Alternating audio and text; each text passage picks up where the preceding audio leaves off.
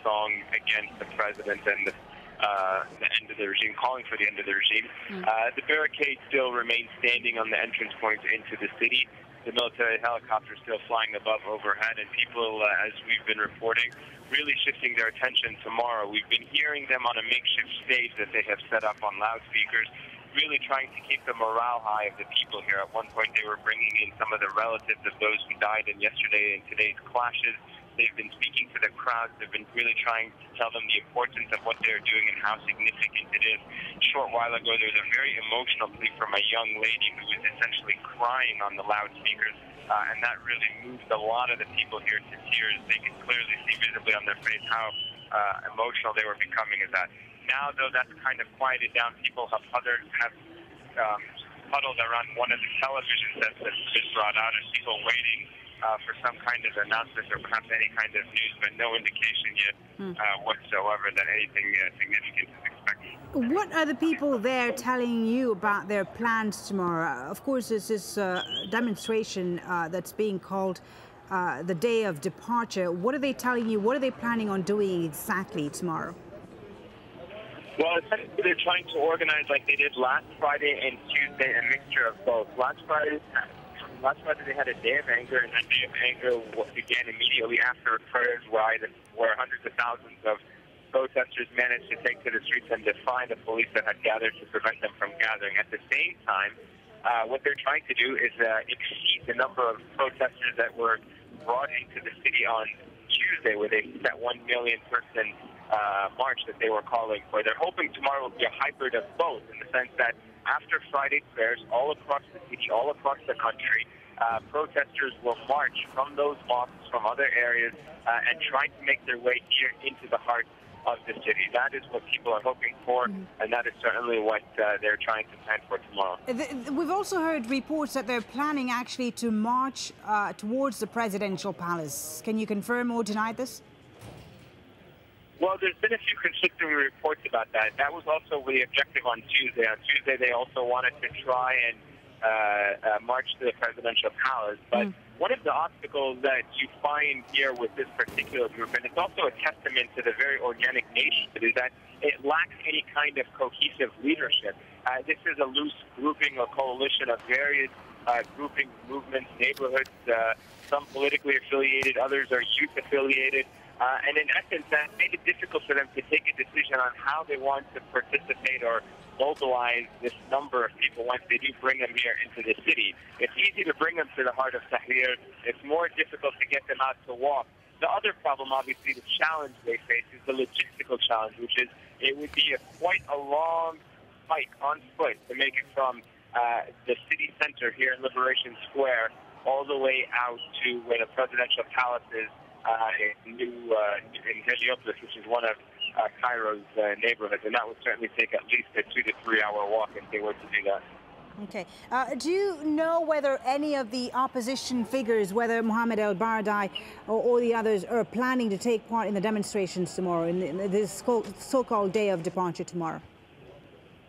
Well, you know, last Friday, Dr. El-Baradei participated. I was with him when he went to the mosque, and when we were essentially besieged in that mosque for a few hours before he released. He's been to the Liberation Square protest. Those who have senior members of all the other or major political factions and movements, including the Muslim Brotherhood. We can certainly expect there to be, if not the most senior level representatives from these organizations and alliances, then we certainly expect there to be some type of representation. But whether or not these individuals will actually be here is still to be known. The reason for that, obviously, tends to sometimes be political, sometimes for security reasons. We know Dr. El-Baradei, although he's been here, when he came here, he was surrounded by a mob of people and certainly did not want to detract or take away from the efforts of the organization of the people here. And also there were some security concerns about his presence being here as well. So certainly it will become more apparent in the coming hours. Let's touch on, if we can, just quickly on the latest political developments. We've heard the Prime Minister come out today,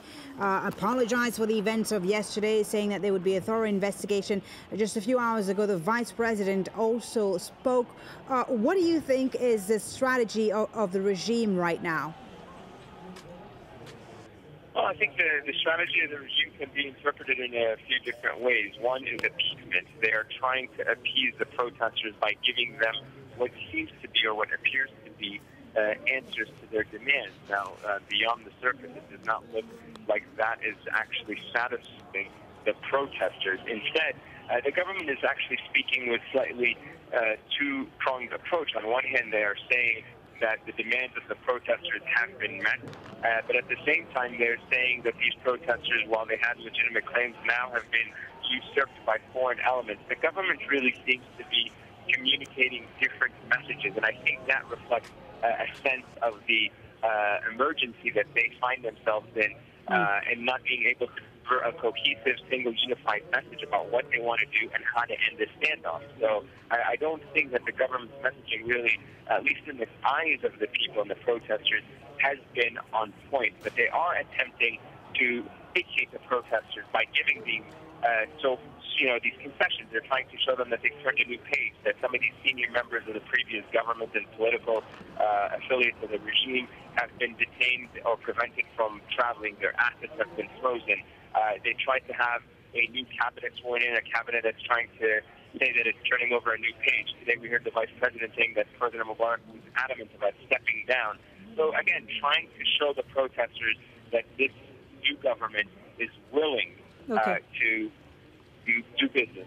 Okay, thank you for now. We'll leave it there. We'll come back to you later, of course. Let's talk our viewers through the latest developments now in Egypt. President Hosni Mubarak has reportedly told an American broadcaster, ABC News, that he wants to leave office but fears that Egypt would descend into chaos. The U.S. says serious political negotiations need to begin immediately, and that current efforts by the Egyptian government have not gone far enough. So far, at least 13 people have been killed in the violence and more than 1,200 injured. Well, earlier, the British Foreign Secretary William Hague talked to us about Egypt's future. Here's what he had to say. We want to see a change to, of course, more effective economic development of the country, responding to the grievances that people have about the economy, but also to a system that is freer, that is more open and democratic. We believe in more open and flexible political systems. And so that's the kind of change that we want to see and that we have advocated in the past in Egypt. And I think the failure to develop that in recent times is one of the things that has then led on to the discontent and the attempts at revolution that we are seeing now. Our business in other countries is not to back a majority or a minority in Egypt. It is to hope for a stable and free and prosperous future for Egypt. And clearly that requires change from this situation, from violence and disorder. That requires change, it requires respect for human rights, it requires an inclusive political system, it requires an election in which people can have confidence that it will be free and open. So those are the sorts of things we advocate, rather than who should come or go on any particular day. We are not going to choose nor should we try to choose the next president of Egypt. What we would like to see is the people of Egypt be able to elect their president and have a choice in doing so, which is what we do in our own country and what they do in the United States and France and so on. And I think that is something that people in Egypt aspire to be able to do. So we are not trying to choose who picks up the phone when we call that. We are picking up the phone to Egypt at the moment, urging this type of change, but not trying to pick Egypt's leaders. Well, as you can see there, the world's been reacting to the developments in Egypt. The U.S. State Department spokesman P.J. Crowley says there's nothing to suggest that the protests were being managed by so-called foreign elements. As we said and made clear yesterday, it's vitally important for the government to reach out to representatives of Egypt's opposition and begin serious negotiations. That we think is a very clear imperative and something that needs to be done now, so that the Egyptian people can see that there is a credible transition process underway. As we've stressed, as Robert Gibbs and I both stressed yesterday, this process needs to begin now. Well, that was the U.S. State Department reacting to the events in Egypt. Let's speak now to Dr. Omar Ashur. a lecturer in politics at the Institute of Arab and Islamic Studies at the University of Exeter. He joins us live from London. He's been with us, in fact, over the last few hours. Thank you very much for your time. Talk us through the different scenarios now in this crisis.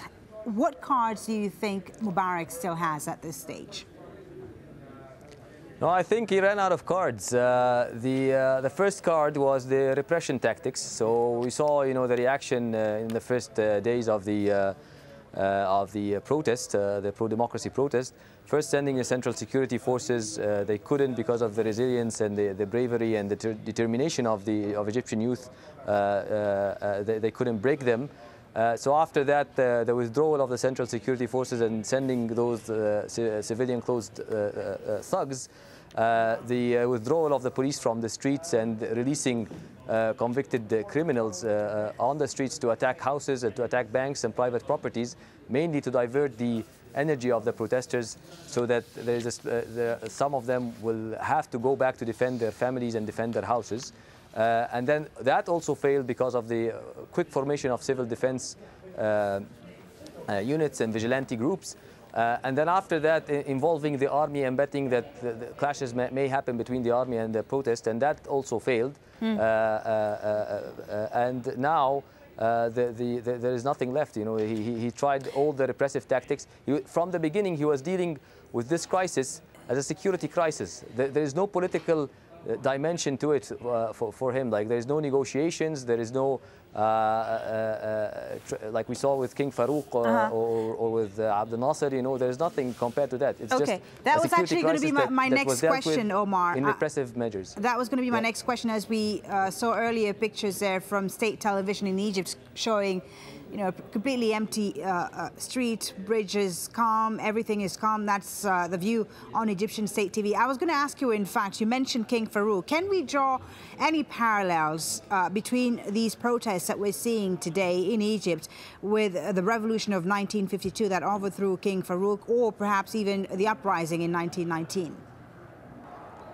What we saw in 2011, in January and February 2011, has not been paralleled in the history of Egypt ever. This is the first time, hopefully, it will be the first time that Egyptian people overruled a dictator and ended his tyranny and his period. In 1952, the situation was quite different. That was a coup. The change started as a coup by army officers that was welcomed on the streets of Egypt. Because the belief then that King Farouk was a corrupt dictator, although if you compare the Mubarak reign with King Farouk reign, it's just completely,